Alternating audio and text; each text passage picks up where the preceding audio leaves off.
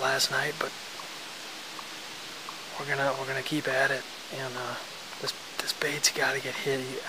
I just can't believe that the bears would have just abandoned it and just stopped hitting it. There was a lot of water back here, but a lot of it's gone down, I see. So hopefully, I mean, it's got to get hit. They got to come in. So we're just gonna gamble and sit on this bait that hasn't been hit for the last 2 days, and hope one of them rolls in.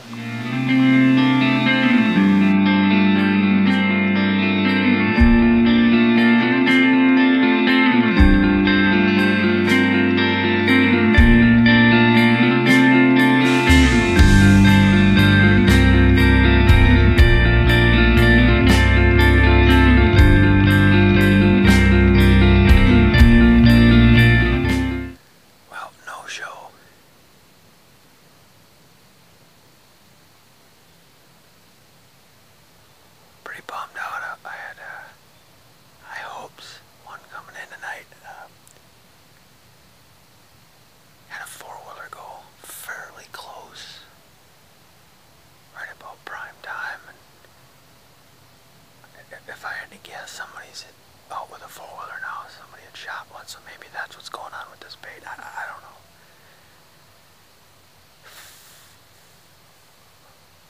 We live to hunt another day.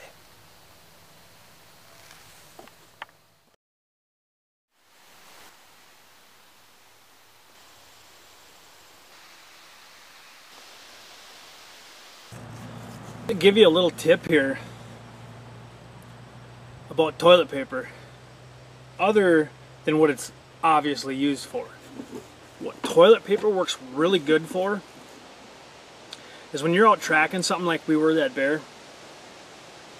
It works really good for markers. You peel off one square and you mark your trail, you mark the blood, and you just pop it on there. That's it. The wind moves this stuff real good, it's really visible, and it works really, really well for this. And what else is really awesome about it is when you're walking out and you're backtracking, you know, you can keep going back to the blood and working it and keep working it, and you can just mark these all along the way. Well, when you're trying to get out, besides just following the blood, this makes it a lot easier getting out. You know, when you're a long ways back there, man, you gotta have markers. And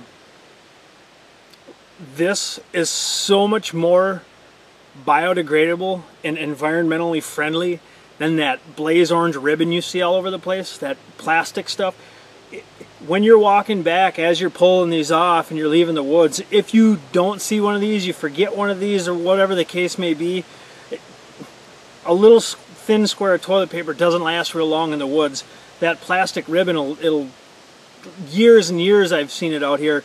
So just a little tip that, I mean, toilet paper is awesome. Just put it in your pocket, carry a roll with you whenever you're blood trailing something, or walking through some real thick, nasty stuff and you want to trail it. It works really awesome for that. A roll will last forever, and it's super cheap. Well, we're gonna warm up some water here and take a warm shower. It's only like 68 degrees or something like that right now. It got down to like 48, I think, last night. It really cooled off, which is gorgeous. But that shower water it's so cold, it'll knock you on your butt. So we got to kind of warm it up a little bit. We're going to shower up. I'm going to spray the clothes off I got on the line, and we're just going to get ready, and we're going to go crawl up and hunker down and just wait. A little concerned with the conditions of the baits and the way things are going, but all you can do is sit. Patience, patience, patience. We've been shooting really well. I can't wait to crawl up in the stand, so we'll see you there.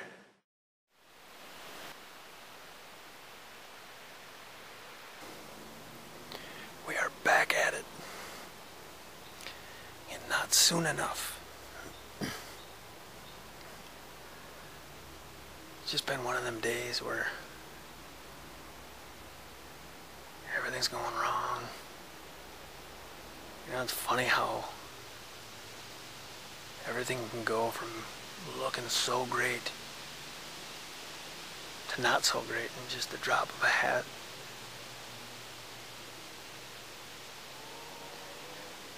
We had all 3 baits getting creamed every day.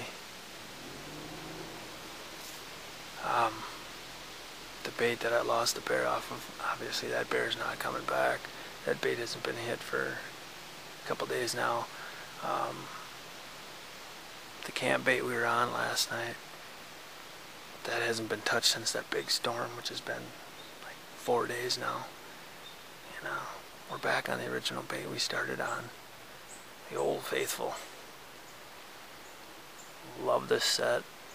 It's so comfortable. The stand's comfortable. I'm really hidden, and I just am so happy to be up in the tree right now, and I can kick back, relax, not think about anything, just sit here and veg out.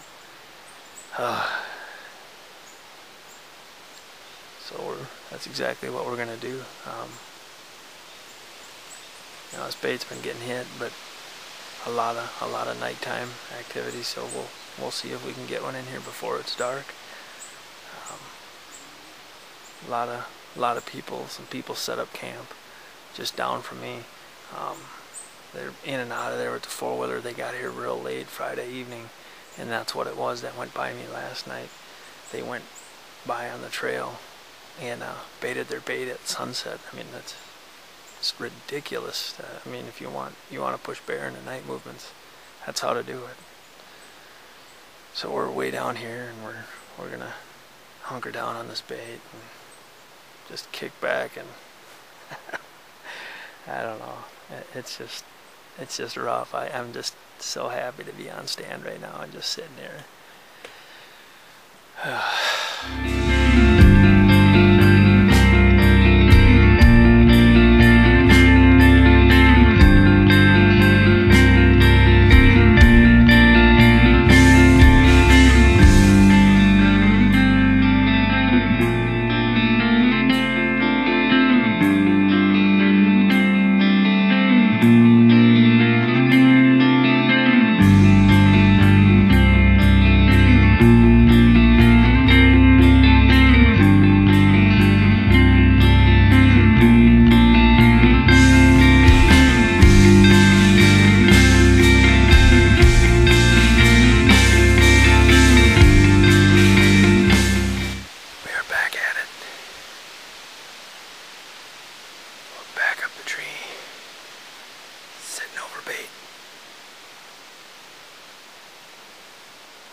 This morning, and the bait we sat on last night didn't get hit. I figured it would have got hit overnight like it had been. That's the first time it hasn't been hit, well, other than the storm, but it's kind of odd. And then this bait that we're sitting on now hasn't been touched for 3 days or so. And came in here this morning and was just wiped out. Checked the camera. There was activity on the bait from 7:15 till dang near daylight, so all night they were on this bait. So we're gonna hope somebody comes back. We get a return visit tonight. It's gonna be the last sit for a little while. Gotta regroup, refuel, head back to a little reality, and keep hitting it. We're gonna make up and kick back and chillax. Just hope tonight's the night.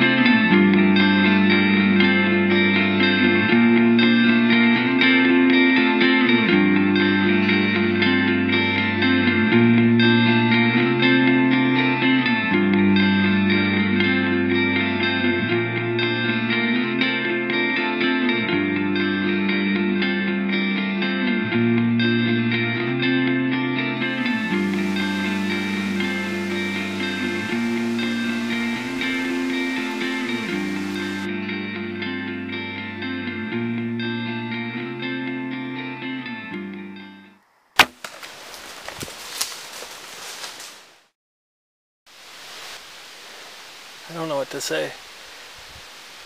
Batteries are about to die. That's the last of my worries. That bear came in so early. Spent the last, I don't know how long, all evening tracking him again. All the way back. Not much blood at all. I followed it for,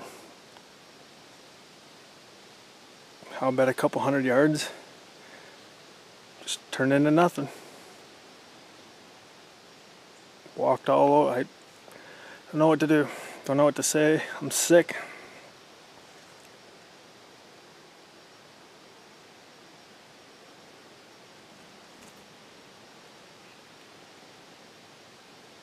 Batteries are dead on my camera. I gotta use this little handheld. I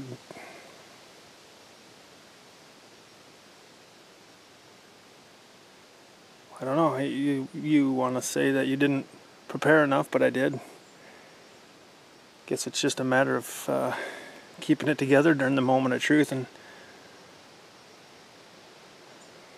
clearly I didn't do that. I haven't been doing that. I don't know. We're gonna get packed up. We're gonna get out of here.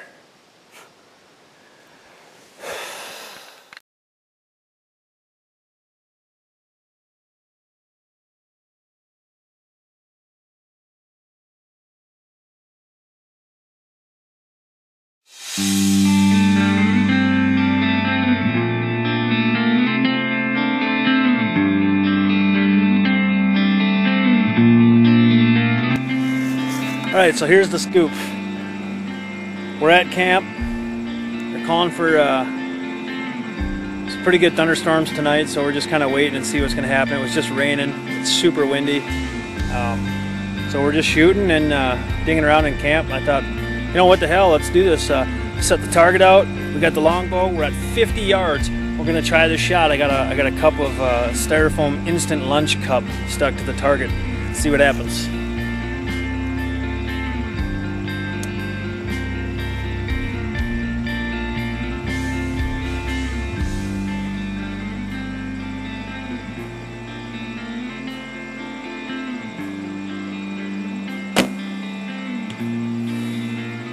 That was pretty close. Some gnats are relentless. We're gonna walk up there, we're gonna check it out and see what we got. And again.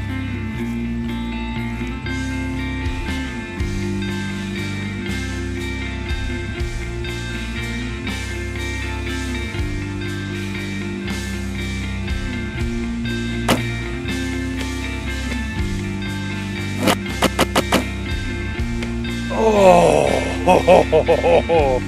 Let's go look. I don't know, that's close.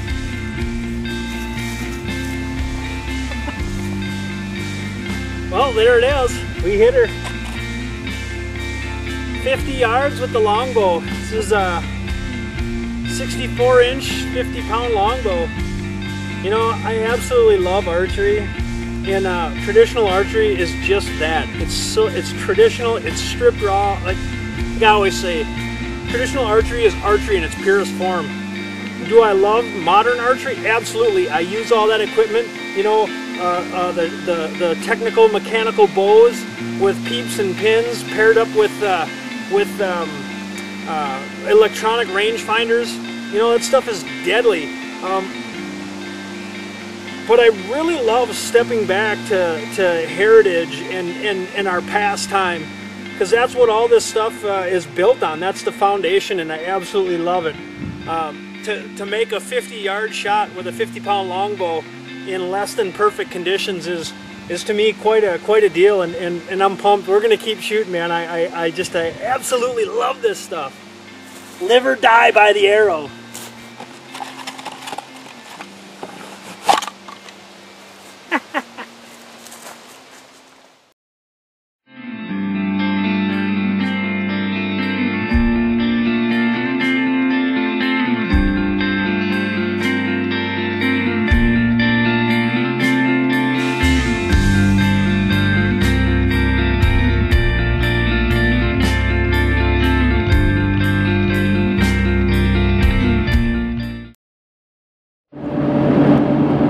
We are on the road and we are headed home. Unfortunately, I think that may have just been our last sit of the season. You know, they called for rain and we got rain, and they're calling for some severe storms tomorrow, so we just pulled all of our stuff down after the sit, and we're hitting the road back home. You know, I feel super fortunate this season. Was I able to put my tag on a bear? Nope. I got real close a couple times. I feel extremely fortunate to be able to have had 2 shot opportunities with traditional archery. You know, a lot of other guys aren't doing so hot this year. There's a lot of competition, and there's just an absolute ton of acorns, and the berries are really thick, and lots of choke cherries where we were. And so I feel extremely fortunate in that aspect. You know, the first bear, I hit him right square, zoinked him right in the shoulder. I feel confident saying that bear is going to make it. I followed him a long ways, and he did all kinds of ups and downs, and I think he'll be all right. Second bear, I hit back and low. You know, I was only able to track that bear for 150, maybe 200 yards with absolutely minimal sign. I'm not insinuating that it was the same bear, but the following afternoon, the next afternoon, I had got a picture on the camera of the same size bear on the same bait at the same time. So, you know, I guess we'll never really know. But, you know, it's been an absolutely stellar season.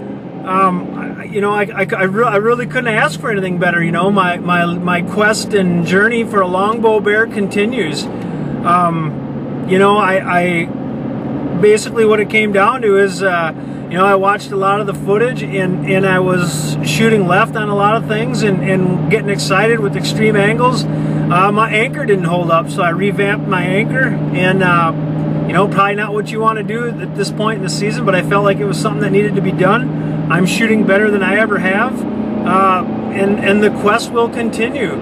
You know, we got waterfall coming up. It's archery whitetail right now, and I've got a particular buck or two in mind, and we're gonna head home and switch gears and start hitting some of the other seasons, and keep following the journal, man. The seasons are just beginning. It's Minnesota Outdoor Journal, www.mnoutdoorjournal.com. Now, if you excuse me, I gotta hit the road, and we got us a deer to go kill. Kick back and relax. Relax.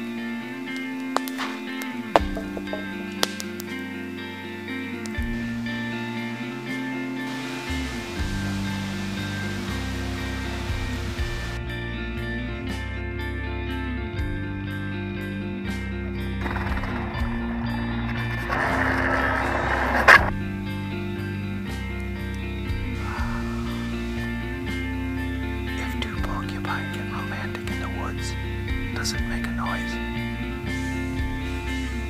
Yep.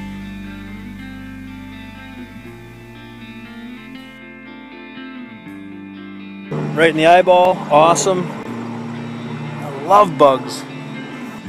That sucked.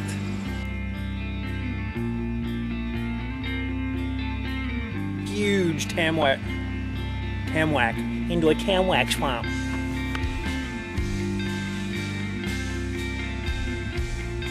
Night, night.